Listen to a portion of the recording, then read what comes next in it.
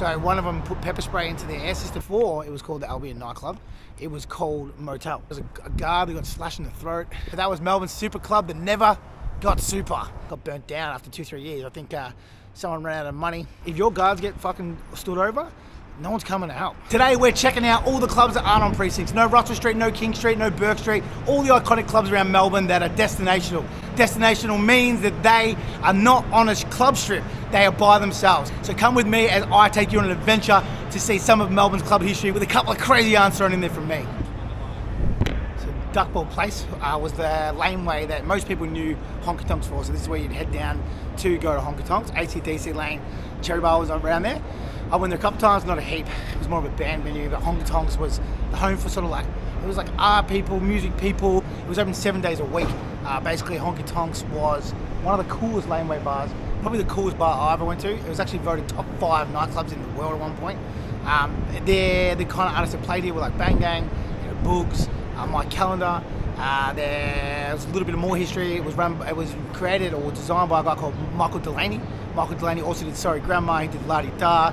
He's done a fucking heap of wicked venues throughout Melbourne. He's sort of famous as a decorator of venues, I guess. He's a very eccentric dude, very super interesting guy. Andy Frost was another dude. He was a bit of a tastemaker. He did a podcast about this joint. If you want to hear more detail about it, you can find it online. And then we obviously also Jaff Tezaris that now owns New Guernica and used to own F1. He also kind of cut his teeth here. So there's a lot of heritage from the nightclub world that have come from here. But one of my stories about Honky Tonks. So Honky Tonks was a joint that didn't really give a fuck about licensing time. So I had a 5 AM license, but it wasn't a regular that it would keep going past 5 AM. The guys that run it would just fill up the tip jar with like money and just say, guys, keep working. And there was some absolute massive lock-ins. There was a massively famous lock-in that was here for like 24 hours, even longer probably, 36, maybe 48, on the last ever Honky Tonks. It ran on New Year's Eve, and it just didn't stop. It was last man standing, so they just locked the doors. And as you can see, it was pretty easy to do. Like, it was in the middle of nowhere. It was pretty relatively hard to for the place to come down once the door was locked. And that was the door down there for people to know that there was anything going on. So it was 2 stories up. That was the door you go through. There's another door over there. You walk up and you were in the venue. And you believe it or not, I'll find some footage to try and cut some in, but you'd look over the city of the MCG. So had this big glass window, and then had this giant fucking grand piano where the DJs would play. And this place was essential, guys. When you first walked in there, it was like a grandma's room. It was like, imagine like your grandma's house that had acid, and you were sitting in that lounge room where you can't touch and you can't sit on the couch. That's what the room looked like.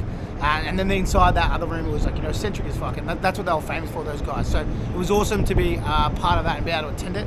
It closed in 2006. Basically, the developers decided they were going to knock it down. And then they shut it with good intentions. But then they got an extended 2-year license, so it turned into a club called Third Day. So Third Day ran for 2 years, and then eventually it came to a full end where they knocked it down. But Third Day was was Honky Tonks trash. They ripped out of the walls, painted it black, and covered it in UV paint.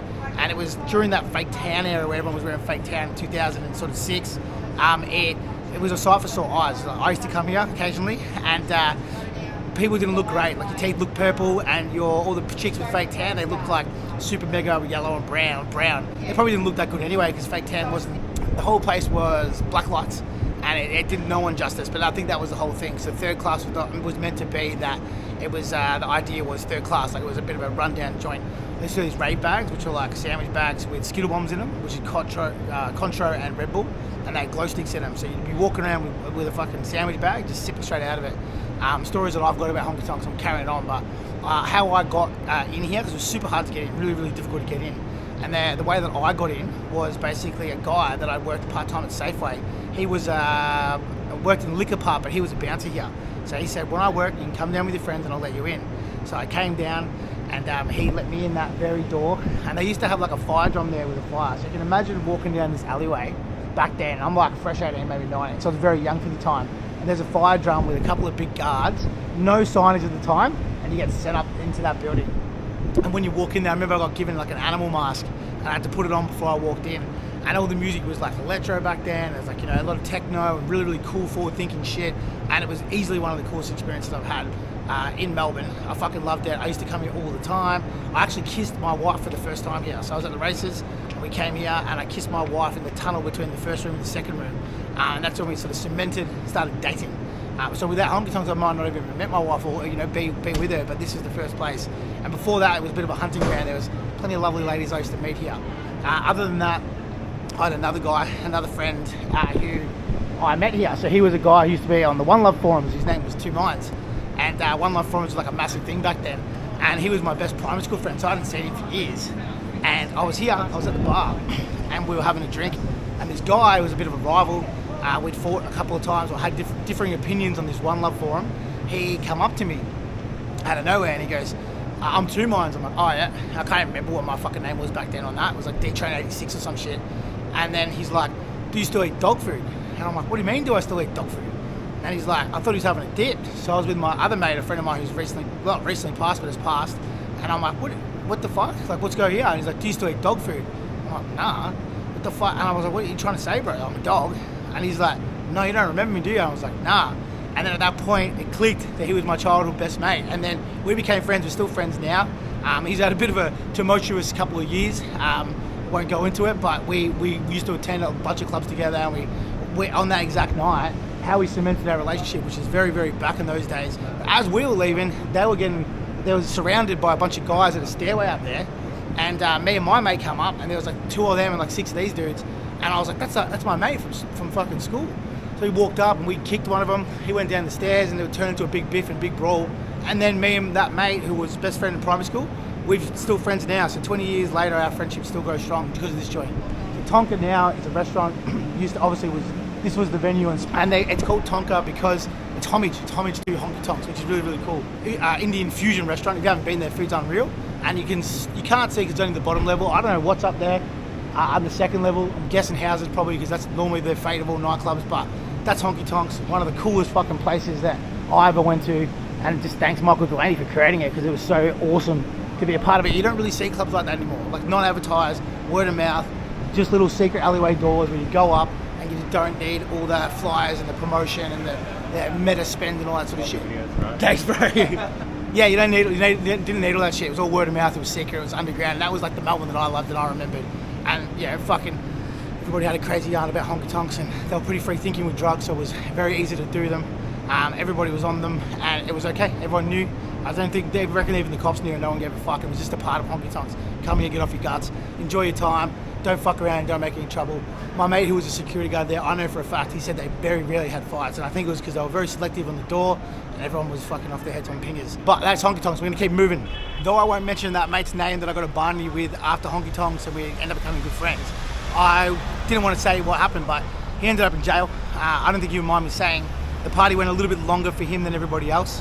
When everyone sort of stopped, he couldn't stop because he obviously had an addiction, and it ended up leading him into jail, which is a story that happens a lot. Like, there's a lot of people that I know who went to jail, and that's what happened. And the party stopped for everybody else. Sometimes they couldn't pull up and they couldn't stop.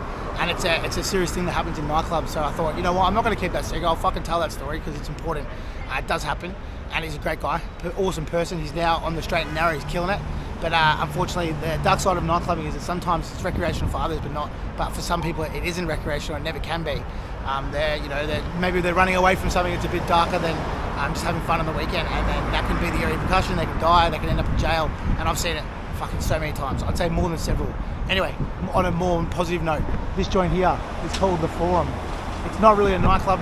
It's just a fucking awesome venue. It's my favourite venue. I go here like 5-6 times a year to go watch bands and shit. The only really club story I've got is I saw Dom Dolly here with my mate James Favour. That was the first time they sold it out. Dom played at my club 6 months prior. So his manager had this smart idea of putting him in through all the biggest nightclubs around, like rural and in the city. So he did this tour, sold them all out, and his idea was to do the Forum. So no real dance artist that I knew of had done the Forum yet. And even when he told me, I was like, that's a wild idea. But he come up with it and he did it, and he built this audience and built a database and all that sort of shit, and they dropped it and they sold it out. So he was the first guy that I know, electronic artist from Melbourne or even Australia, that sold out the Forum, which is fucking iconic. He's obviously gone on to do the Bowl, now 2 Flemingtons, two bowls. But they did this is the first part of the strategy, and to be a part of that early part and the idea of getting here was pretty fucking amazing. And I remember they had like the grid lights, these red lights. I might be able to find some footage, I'll put it here.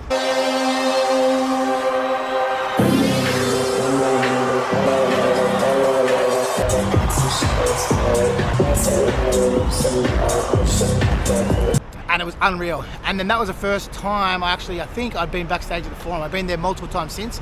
for me, it's like really iconic. Like I talk about my favourite venues, and they're not necessarily my favourite places to party. They're my favourite venues because they've got like history, or they've got, you know, someone played there or whatever.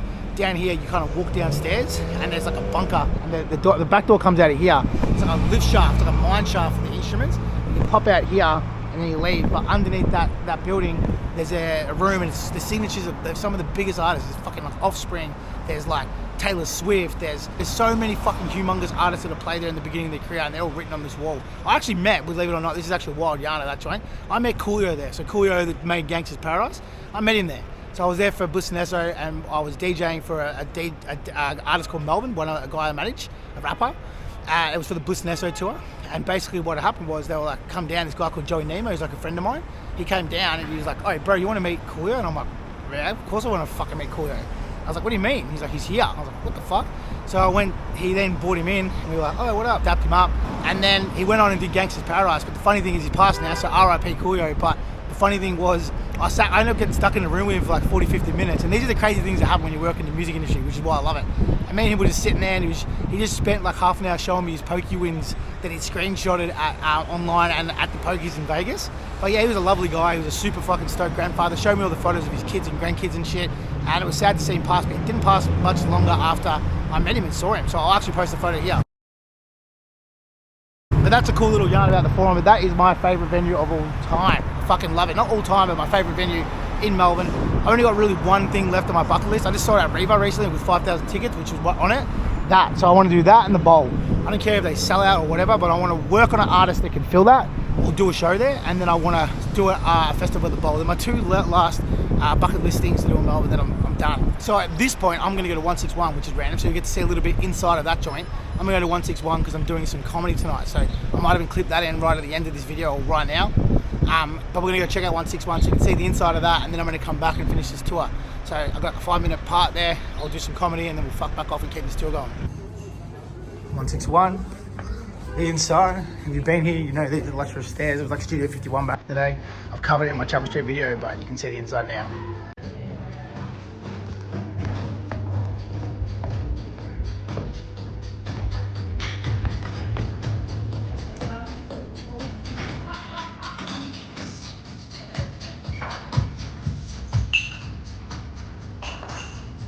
Always fuck radio. The back area there is the Snorkade. I think they've changed the bits and told you. What's up? This used to be a light-up dance floor, but they've just got rid of it. Like literally just recently, I think. Oh no, it's the same one. That the candle goes out. Okay, this is the rooftop. This is where they do Breakfast Club. Monday morning from 8 p.m. till 3 a.m. Tuesday. You can rock it here.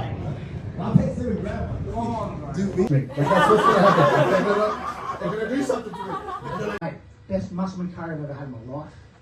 I said, mate, I'm not talking about the fucking curry. I said, how are the girls? He goes, buddy, I was having sex 3 times a day. And I'm like, fucking wow. He goes, mate, before you get excited, sex in Thailand is not always cracked up to be. And I'm like, what do you mean? It's very similar to a box of Cadbury roses. And I was like, what? He goes, they all taste great, but you never know which ones have got nuts in them. So we just finished up that gig at 161 and we're back on tour. So this one here is what's called Dome. So this is 19 Commercial Road. There's a milk bar there. I never came here, it was before my time. There's a pub on the corner there. So I can't comment on exactly where it was or even what it looked like. But Dome is one of the most celebrated / talked about nightclubs when you talk about nightclub history. Basically, it was a place that people would come, you know, kick on. Obviously, there's a lot of drugs here and stuff, but it was very, very cool. It was owned by some really famous nightclub owners that went on to own other nightclubs throughout Melbourne. But Dome is what, I don't know, when you talk about nightclubs and famous ones, this normally is the one that people discuss, right? There's Checkpoint Charlie's, there's a whole bunch, but Dome seems to be uno numero. Basically, here at Dome, it was not only was it famous for partying and raves, but it was also famous for shootings. Hey bro. It was also famous for shootings. Someone's gonna come up and say hi. Still wild to me every time that happens. Every time I go out filming, it doesn't matter what time of night if someone stops me. But hey, thank you. Everyone that does stop me, thank you. It's fucking awesome. Anyway, back to what I was saying. So Dome was famous for shootings just as much as it was for being a famous nightclub, iconic, you know, one of the places that was sort of one of the trailblazers of Melbourne nightclubs, and there was shooting of 2 security guards here, which actually, believe it or not, Dino Dibra from the Underbelly series was there for. He wasn't the trigger man, but he was with them at the time. And there's also plenty of stories. If you watch my podcast and shit, you'll see often the Dome nightclub shooting comes up. I think it was 1998. So it comes up regularly because everyone's got a yarn about it. So everyone's got a tale about that story. There's another story, and I'm not sure if it was that shooting, but there's another story that I've got about a security guard, famous one, won't mention his name. And it's sort of like, he's renowned for this. He's renowned as a tough man, kickboxing professional, scary motherfucker. I've known him for 20 years, never said hello to him because he's a scary motherfucker. But anyway, so he would work here, and the yarn goes, doesn't mean it's true, but this is the story. The story is that here, a gunman came, he got kicked out or something had happened, and he rolled up with a gun. So he rolled up and he shot at the door, at security guards or whatnot. I think there was multiple shootings at Dome, but I don't fully know, but I do. All I know is that all the time I hear fucking shooting stories. So basically, he came in and this guy shot, and then people scattered and they ran, and this guy didn't. He ran at the gunman. So he ran at the gunman, and would you believe, he tackled him, took the gun off him and bashed him with it. So that's a famous Melbourne story that goes into folklore that it's probably never been told on YouTube, but here it is now. But that place there behind me, Dome, it's now knocked down, and you wouldn't believe it, but it's been turned into houses like everywhere else that I go. Was arguably one of the most famous nightclubs of all time. It's not a part of my history, but I had to put it in. This is another nightclub that I never attended, but again, you talk Dome, you talk Checkpoint Charlie's, you talk Mansion. So behind me is Mansion. So this was a nightclub back in the 90s. Maybe went to the 2000s, I don't know, but it's fucking mad. So I thought I'd stop by. It's a legitimate drive-by. I've got no yarns of this, but you guys do. You guys have got stories, so leave them in the comments below for people to read or for me to find out about. But this place here is on the corner of, like, I think this is Princess Highway or whatever, like fucking Queens Road or blah blah blah. The heritage listed. Once upon a time was a nightclub. One of the ones that didn't get knocked down. Don't know why it's not a nightclub, but it was one of the very rare ones that was heritage listed. And the idea of someone letting fucking people come and party in a heritage listed building is unreal. It's mad. So that's it, man. That's the place. How fucking cool is that? But fuck, that is a mad venue. I wish I was able to go there. And you know, people watching this shit that are younger, regularly when I'm out, people will be like, bro, I wish I lived around your time and saw the clubs that you saw and rah rah. But I did the same. So there was clubs like Dome and clubs like Mansion and clubs like Checkpoint Charlie's and fucking Warehouse and Silvers and all these joints that I never got to check out, and the generation before me talked about. I feel like COVID kind of fucked that for a lot of people. So there wasn't that passing of the baton, would be for music genres or nightclubs that people should go to. Something sort of restarted. And it's probably the first time in history that happened. And it's probably the reason why nightclubs are so fucked now. So basically that unreal venue there is Mansion. Quick drive-by. We're going to keep continuing. We've got a couple more clubs to do. There's so many fucking clubs. Every single time I knock one off the list, I remember another one. And then I drive past one, I'm like, I've got to stop here. We've got to do this one here. But over here, we have the first nightclub I ever attended. We're in South Melbourne right now. Not far from Starbar, which was an iconic Sunday night back in the day. More for jocks though, so it wasn't somewhere that I went. Didn't play that fucking dirty hard stuff, you know. But Pandora now. Hey. Bro, I follow on all your shit. Oh, do you? No shit. I'm just filming. Nice to meet you, man. You're a mad dog. You're a legend, bro. Thank you for saying hi. So yeah, this is the first nightclub I ever came to, and basically it was called Marquee. So when I came here, it was called Marquee, and to be honest, I've been to a few pubs and shit like that, and then I came here, and I'm not gonna lie, I was super disappointed. So that might actually upset some people. So I came here it was my girlfriend at the time's 18th birthday. I got a free Midori fucking illusion at the door because it was famous for those sort of drinks, and back then that was what was cool. And it was party music all night, upstairs, downstairs, and it was licorice all sorts. It was literally old people, young people, ugly people, beautiful people, every single sort of person that there was. And we came because we got a birthday guest list and a Midori illusion for every single person on that birthday guest list. So it was a deal that we could not fucking refuse. So we came here, but I got here and I was like, this joint fucking sucks. And at that point, I'd looked forward to going nightclubbing so long. Like, I heard all these notorious stories and fucking awesome yarns from all my mates about PhD and all this shit. And this was the first club I came to. So when I got here, I was like, fuck, is this it? Is this nightclubs? And from there, actually, I'd been to Room, so I lie. It was the second. It was the first nightclub in the city I'd been to. We had our night here. We ended up going to Frostbites. No doubt everybody remembers that venue who's watching this if they're my age. And then we went home, and I was like, fuck. So I sort of continued to go to house parties and shit, probably till I was like 8 and a half, and I found One Love. And then at One Love, that's where my journey began, and I fucking went and discovered every single nightclub in Melbourne, using Beat magazine as my Bible to figure out what I was going to like. And I found some shit that I liked, hence why I've been doing this for 20 years. But anyway, come to Marquee, there used to be a hot dog guy here. If you've been here, you'd remember it. I don't have a whole lot of yarns from this joint. It's now called Pandora. It's owned by the owner of Chase's Inflation, Martha, who I refer to as the Queen of Clubs. If you watch my shit, you know exactly what I'm talking about. If you don't, you can go check out her podcast on my YouTube. Super fucking interesting. She talks about some crazy shit about how she sued the coppers and won, and she had someone get shot in her club by the coppers. So wild fucking yarn she's got, and she's an icon. But she owns this joint now. Prior to that, it was owned by other people, but it was owned by another guy called Mick LeGrand. So Mick LeGrand was a famous promoter in Melbourne in the 90s, 2000s. He ran the Hallam Hotel. His family owned it, and he ran fucking more nights than probably anyone's ever ran all over suburban Victoria. He was the #1 suburban nightclub, and he just pumped people through. And me and him have a good relationship. Old Mickey boy, he's now living in Bali, doing his thing. And basically, I worked a lot with him in my younger days. Used to sell him DJs and stuff, but he used to always call me the king of cool, because I used to not have lists, and everything that he did was drink specials and free entry and this and this and this.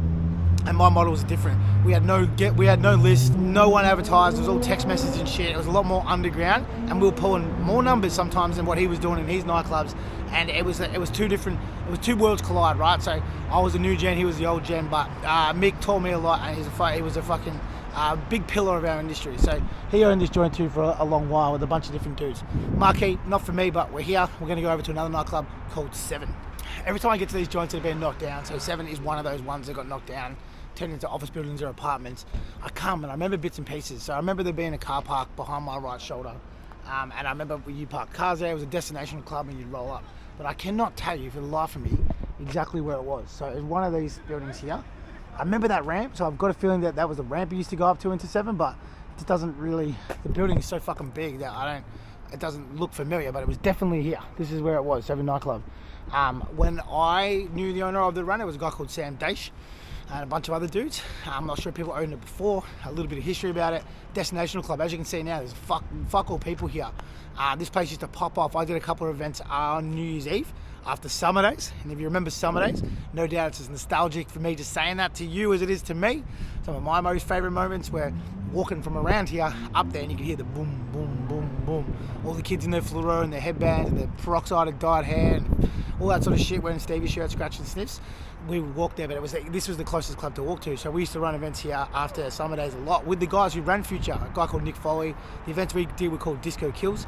We had some internationals. I can't remember who they were, so it can't have been that important. I'm guessing they would have been indie because that was what was in at the time. But we would come to Seven all the time. So I used to come here on Thursdays. If I was in Chapel Street, we'd sort of start at Candy Bar back in the day, or Station Hotel, and then we'd go from there to Play School, from there to Q Bar, from there to Seven, and then we might go to Billboard for a bit, and then we go back to Q Bar. So that was sort of the normal Thursday night ritual. And there was, we were only attending 5 of the fucking 50 clubs that were open back then. Seven was more uppity, so it was more, a lot of private school kids would come here. We would come here sometimes to pick up different types of narcotics. Obviously there was a lot of cocaine. It was easy to purchase here, so most of the time we were mission here, we were coming here to come get that, or cat, because they're indie kids and they love their cat. So then we'd go take our supplies to go party at clubs that are a bit more grimy down the road in Chapel Street. So it was very fancy, nice looking. As I said, private school kids loved it. The yarns that I've got a couple myself. One I got in one of the, probably not the biggest blues, but I got bashed pretty hectically by security guards here. It was my fault, completely my fault. Deserved it. Could not have deserved it more. So I was here, and I would have been like maybe 19, and one of my mates, business partner Kyle Hand, who ran Loud Entertainment with me for fucking a decade, if not more, he basically had an altercation with his dudes at a party that we weren't even 18 at. And we got here and we saw him, and I was like, fuck, a little bit of retribution has to happen tonight. So I decided to go over and sort of have a chat, and it got a little bit heated. There was a bit of a melee, a couple of headbutts getting thrown around, and then we sort of got the upper side of him, and I was pissed, and I was being a show off, and I was talking to one of the security guards I knew, and I was like, oh, watch this, when this guy comes over, I'm gonna have a crack at him again. And then they sort of started walking over, and I assumed it was aggressively, I don't know, maybe read the room wrong. So I went boom and headbutted this dude, and as I did, I got thrown over the couch, and I was getting the shit pummeled out of me. I was like, what the fuck, how did this turn so quickly? Like, I thought I had the upper hand here. And I came back up and I swung this massive left hook, and I connected, and then I started to really get him served on me, like really, really hardly get him served on me. And then I got lifted up and then pulled out the front, and I got pulled out here. And it was actually the first time that weekend I met my wife now as a grandparents, and I was covered in bruises. My eyes were swollen. I've still got a little knob on the top of my head from that beating. And my t-shirt was fucking ripped, and I was bleeding everywhere. And then you'd think that I'd go home, but I didn't. I got in a cab and I went to Cuba, and I rocked up and they said, what happened? And I said, I got bashed by the guards at 7. And they go, oh good, get in there. So I stayed there till like 7 o'clock in the morning. But funnily enough, the guard that got me here, who I was talking to, I saw him a couple of weeks later at play school, and it was 2 weeks later. And I rolled in, and I probably still had bruises on my head from it. And he looked at me and goes, all good? And I said, yeah, no, we're all right. Everything's all right. And because I didn't dob on the cops, because that was the way back then, you got to hide them from the fucking security guards. You got to hide them from security guards. Because I copped it on the chin and took it all good and didn't say anything, he let me straight in. So I wasn't even banned for longer than a week and a half or 2 weeks. So that's one yarn. I saw another dude kind of off the top of my head, I just remembered, who again was going down that ramp or whatever the ramp was at 7, wherever the fuck it was. And he ate shit and like lost all his teeth. Like he came up and they were all broken out of his mouth. I remember thinking, fuck, that's rough. So I did come here heaps. 7 was like a club that I attended a lot, but I used to only come here a little bit. When I did Corova, the first ever Melbourne invasion that we did outside of those clubs that did that Melbourne sound was actually here on a Thursday. We did it in the front room, and I remember we looked like freaks. Everyone was these private school kids, wearing fucking Ralph Lauren button-ups, and we'd rolled up with all that black stuff. We kind of looked like, electronic emos. And I said, boys, let's put it on. And we put on a fucking show, and we absolutely grinded it. I don't reckon one other person got into it that was at that club that night, except for the 100 kids that we had with us. But they watched it, and slowly but surely it leaked into all clubs, including them. But that's that private school, public school thing I talked about. People that went to public schools didn't really come to clubs like this and Boutique and all those other joints, but we did. So we were kind of running in both circles that went to both. History of 7. Like bad history, I guess, like club history. There was a guard who got slashed in the throat by a guy who got knocked back, which is pretty fucking horrible. That was like in the early 2010-ish, around then. And there was a massive brawl that was in the papers and shit, and it was like, it did a lot of news coverage. It was an Asian night here. It was like a 30-person out-of-control brawl, and as you can see, there's nothing around. So if shit kicks off, it's pretty fucking hard to contain or control. And they did have some big brawls here, and that's the reason why. Like I talked about destination clubs before, where it's difficult when you're in a spot like this and no one's around.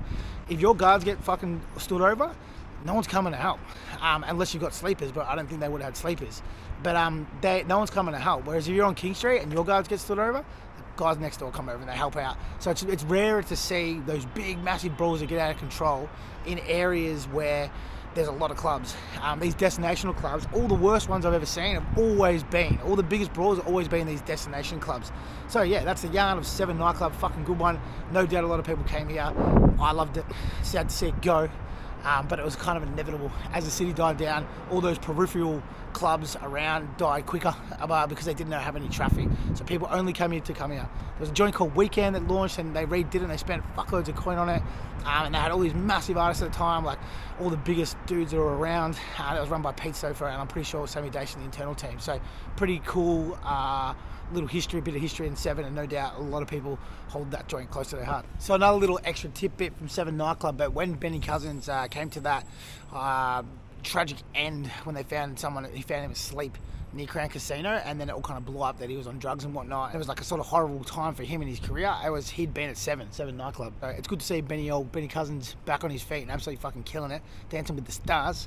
This joint here is called the Albion Nightclub. So before it was called the Albion Nightclub, it was called Motel. And Motel was a venue that I, again, came to a lot. It was fucking awesome. Friday nights was a thing called Birdhouse, run by a guy called Nick Foy. It was the guys that were kind of involved in One Love. And this is where you'd come on a Friday. And it was probably one of my favourite venues at that point. We would do events here. There was a guy called Floyd Taylor. He used to do, I think it was called No Standing events back then, or maybe I'm wrong, but we used to come to them too. And they were sort of like, again, back into that whole fucking Stevie Fluoro-coloured stuff, but they were one-offs here. So I didn't really come on a Saturday. It was always a Friday and whatnot. I don't know what was here on the Saturday, but it was unreal. So it doesn't resemble, like it's the same spot, same 3 levels, the whole lot, but it doesn't resemble what it did completely. You'd go in there, it was obviously an older pub sort of vibe, had like I don't remember the second level, but the 3rd level up the top there was unreal. So there was this giant outdoor fucking area, and it had clear views of the city, which are gone now, and they had to stop it because it was legit just like a big giant deck, and you could see all of Melbourne. So you'd be up there, on the piss, on whatever, and just watching Melbourne City from this pub in South Melbourne. Unbelievable, unreal. They eventually had to put this big board there because people apparently were throwing shit off the fucking side of it, and I guess sound requirements and shit like that from back in the day. So they took that view away, and when they took that view away, I didn't love the venue as much. I used to love it heaps beforehand because it was good to be, off your chops, looking at the city outside on a night like this. It was beautiful. But when they did that, it kind of took away the fun, in my opinion. After Motels closed, I don't really know why it closed or anything about that, but it shut down. It got bought, I guess, and then someone came in and they rebuilt it. Dane Swan was one of the people that were involved in that venue when they decided to rebuild it, and they did, and they were going to spend millions and millions of dollars, and then there was a fire. It got burnt down after 2-3 years. I think someone ran out of money, and they decided to light it up. But the original story was that someone broke in and lit it up out of nowhere.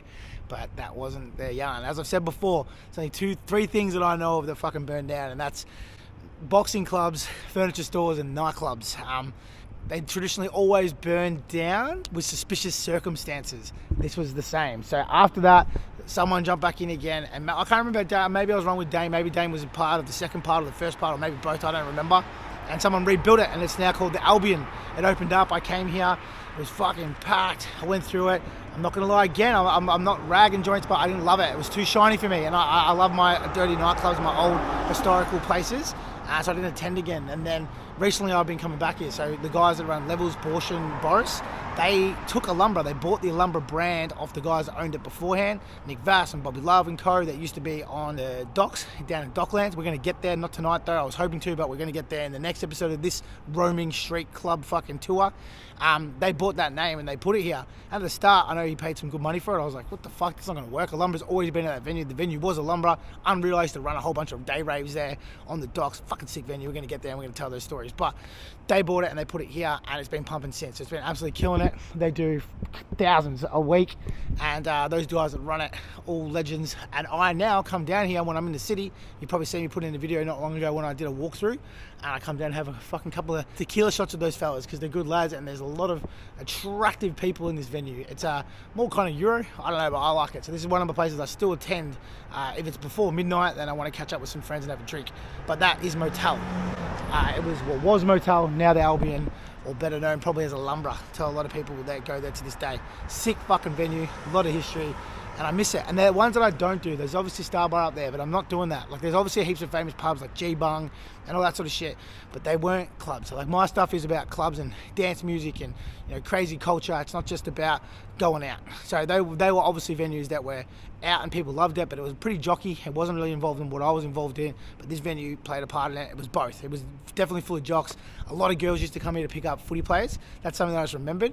All the girls that my missus went to school, they were private schools, they used to come here to try and find AFL footy player boyfriend on the Saturday. So this was sort of like a wag place, a prospectus wag joint. So if you were going to come here, you'd come here to try to pick up footy players. And then after that, it was Eve. So I used to go to Eve, and when they all left here and they went to there. So it was not my scene. I wasn't into that. So we are in Johnson Street in South Melbourne, and this is going to be a club that no one's going to remember until I say it, and they're going to go, fuck, I remember that joint.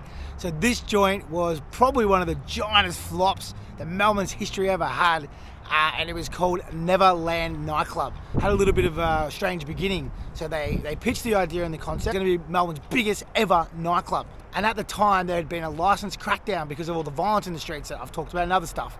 And they weren't giving away licenses. It was really fucking hard to get. There was like a freeze on 3am licenses and nightclub licenses. And if they didn't get renewed, they were gone. And it still kind of happened today. So it killed off a lot of nightclubs during that period of time. And it was someone that came in and did that law. But all of a sudden, this one here that was owned by a bunch of millionaires got through. So in 2006, they got knocked back. In 2010, they got through. And the Premier at the time, Steve Brumby, actually did like an investigation into it. And I'm pretty sure there was some dodgy shit that went on. But I ran some events here, so I remember the hype on this joint. So this is just like when it was Metro had just like sort of lost its way. Famous QBH had been shut down because of all the fights and the brawls and the deaths that happened there. And then there was this joint. So this joint was going to come, and this was going to be the saviour of super clubs in Melbourne, Neverland. And the people who were going to run it were Future Music, and they were going to run Yellow Saturdays.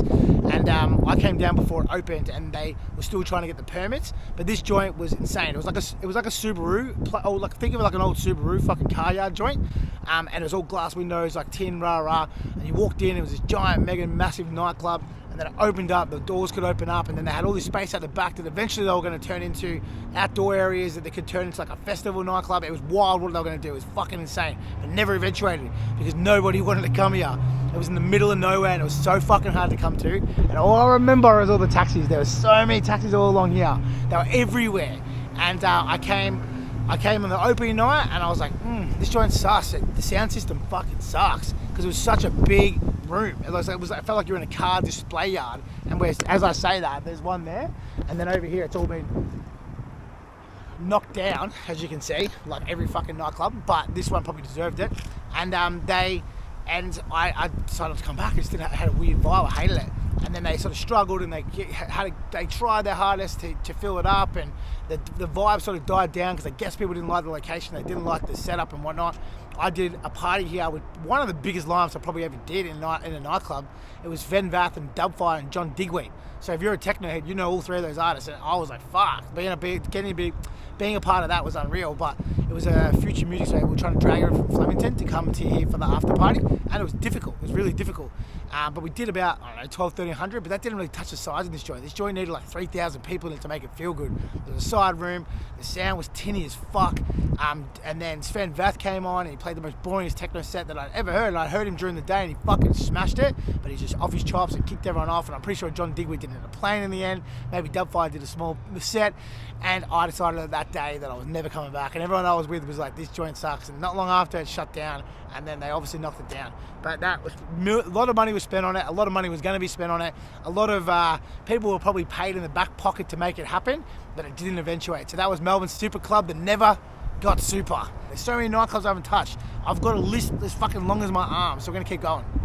You guys are probably thinking what I'm thinking, like, this dude has obviously done a lot of pingers, and how the fuck does he remember all this? And I don't know. Even as I rock up to his location, they just pop in my head. I'm like, how the fuck do I remember this? And I honestly couldn't fill out a Vic Rhodes form, but I can tell you for hours, literally on YouTube, about nightclub history as I drive around. So, why do I have this in my head? But whatever. We're in the wilderness now.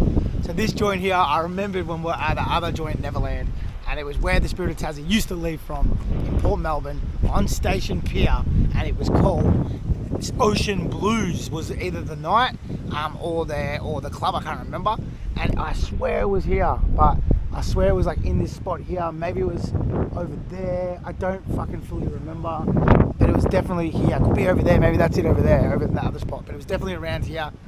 Just off the Melbourne docks, middle of nowhere. It was full destination, because it doesn't get much more destinational than this. And it was ocean blue, but if you went there, you had to put a Z on it, because you came from the north or you came from the west. It was Ocean Blues. And what I used to do my head in, Ocean Blue, and the reason why I did my head in was because when I was running Kurova, I had like a very good wall crowd towards the end, and basically what happened to me is I started losing them to Ocean Blue. So all my good DJs went there, and they started playing there, they wanted to hang out there, and I was like, fuck this joint. So I banned all my DJs. I banned all my DJs from playing from Ocean Blues. And then there was a guy who I discovered who was starting to get a name there, a guy called Stevie Mink. And Stevie Mink, I nicked him, I stole him, I put him in all my clubs. I said, don't play at Ocean Blues, come play for me. And I kidnapped him and I made him come play at TVU and fucking all my events, Debbie Does Disco, Kurova, Fornicators, all that shit that I was doing all over the city. And he came and he blew up. And for people that would remember those times, Stevie Mink was a massive, massive DJ, one of the biggest in that era, pre-Will Sparks, Joel Fletcher, all that shit. And he was one of the best to do it. He's still a good friend of mine, I still see him, but Ocean Blues was a pain in my fucking ass.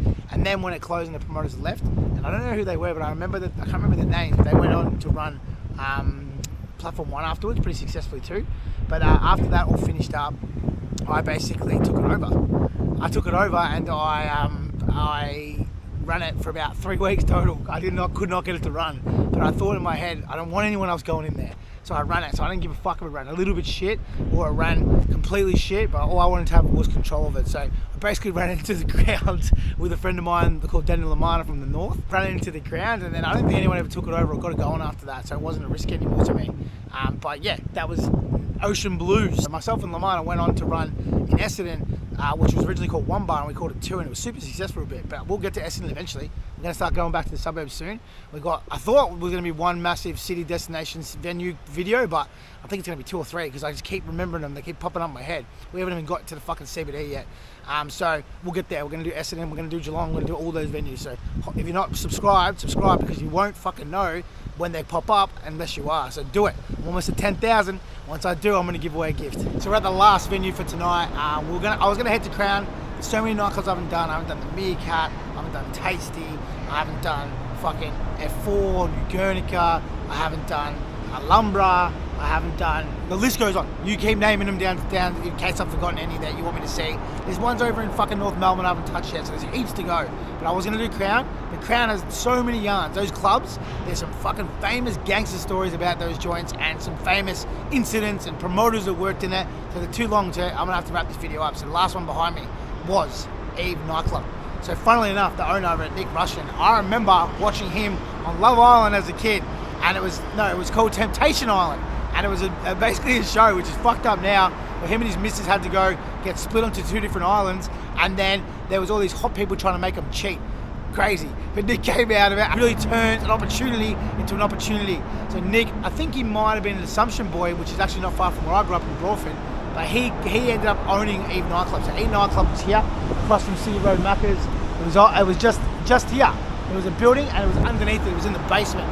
And Eve was, again, a destinational venue that wasn't necessarily near anything, but people came here. It sort of took that Motel Saturdays crowd that we talked about earlier, and it was the place to be if you're an AFL football player or if you were a skirt trying to get an AFL husband. This was the joint. Because of that, there was lots of secrets, and there wasn't a lot of cameras or media really allowed around the joint because they were allowed to come here and they were allowed to play up and do what they want. They come here after all the AFL Grand Finals for many, many years, and then after they'd finish here, they'd go to Tramp, which is where I used to see them, up to, it was early hours in the morning, so you can imagine what was going on there. But there was a lot of stories and things that happened here that we would hear through the grapevine that you wouldn't see on the Herald Sun about different footy players and whatnot. But this was the safe haven for them. They knew they could come here, they knew they could play up, they knew they could have fun anonymously. So Nick made a little bit of a playground for the beautiful and the footy players, and then attracted models. It was the best looking crowd possibly ever. He was one of the guys who started doing models in the club, so he would hire models as agencies. There's one called Brazen, there's a bunch of them, and he would hire them here. So it'd be scattered with hot chicks through the club that originally you may have thought were not being paid to be there, but he had them all on the books. And because of that, all the dudes came and all the money came, and he did very, very well. It was a very ritzy nightclub that fucking killed it. Hats off to Nick. Nick continues. He now owns Bar Bambi. He's owned a whole bunch of stuff with his brother.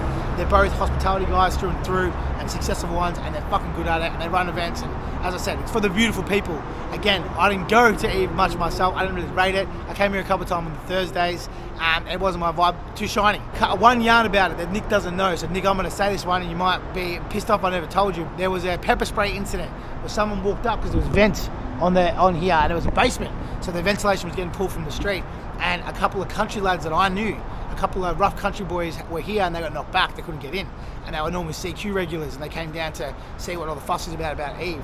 Got knocked back, and they were a little bit disgruntled. So one of them put pepper spray into their air system and blew it in. People were coughing, people had asthma attacks. Everyone got pulled out. It was quite the scene. It shut down the club, and people were pretty fucking angry about it. But the guys never got caught. But actually, no. So sorry, Nick, that I didn't dob. But that's the way I grew up. No doubt, I know you're the same. So I kept my mouth shut. But that's a story that happened at Eve. Obviously, there was a lot of footy players here, but there was also a lot of celebrities. It was a bit of a celebrity hotspot. Jennifer Hawkins, their old Miss Australia. Shane Warne used to be here all the time. Vince Colosso used to hang around here. And then Britney Spears came down. Serena Williams came down. Any famous sort of athletes would come in. They get hosted by the guys that were famous hosts and very, very good at their job. So this is Eve Nightclub. No doubt you remember it. And like everything else, it's been knocked down. But after it was Eve Nightclub, it shut. They shut the doors. There was a short-term lease, so nightclub owners traditionally won't take short-term lease because it can take years to get them going. But there was a 2 or 3 year short-term lease. A couple of guys took over it. I'm pretty sure it was the guys from Alhambra, and they built a club called XE54. They went on to run venues all over. They still do. They still run shit in Melbourne now. And it was like this really cool underground techno club run by the guys that do BTV, Untitled, and they're actually my business partners. If you haven't seen that product, it's called Ugly Vodka. Go check it out. It's in all liquor lands around the country. That we're doing a little collab on that one. It's fucking awesome. And it's also made from apples, fully sustainable. The list goes on of all those things. A little bit of a business sprout. basically they were running this club, so they were running this one here. So those boys took over XC54 and they had some of the most underground artists that I didn't even know the names of, and I thought I was into underground shit. That's how underground it was. I ran a few events here. I did a few Debbie Does. When it first started, you basically had to, I think it was like a 15k fucking minimum bus when you had to commit to. Full had to sign contracts, rah rah rah, and it was hard to get dates because everyone wanted to come check it out because it was this really cool underground rave space underneath the freeway, because that's the freeway right there. And I did a few events, but I didn't really love it myself. It was way too hectic. Basically, I felt like I couldn't stay down there because I had all these lights, and everyone copied the lights and they used them all at every single club in Melbourne after they did that. I did myself at my own club in Empire, but it was fucking hectic, like full on. So it was a very bad place for epileptic people to attend. I was not epileptic, but I couldn't stay in the space for longer than half an hour. So every time we do those events, and we did ours during the day, which is even grosser, so there was sort of like kick-ons in this space, I couldn't stay down there, so I'd stay up here or I'd go back as I get a Big Mac. That's my yarn about Eve. Guys, this is the end of this video.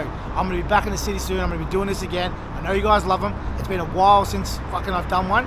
I'm going to try and hit the streets and do more. I realised how many clubs I haven't covered. I realised how many stories I haven't covered. I've got so many more. Guys, if you want to keep seeing these, I need your support. I need you to go and click on the subscribe button now. I need you to comment. I need you to like. I need you to share. It helps the algorithm, and it's not going to be worth my while if these videos don't blow up. So please do it for me, and I'll keep ranting if you keep raving.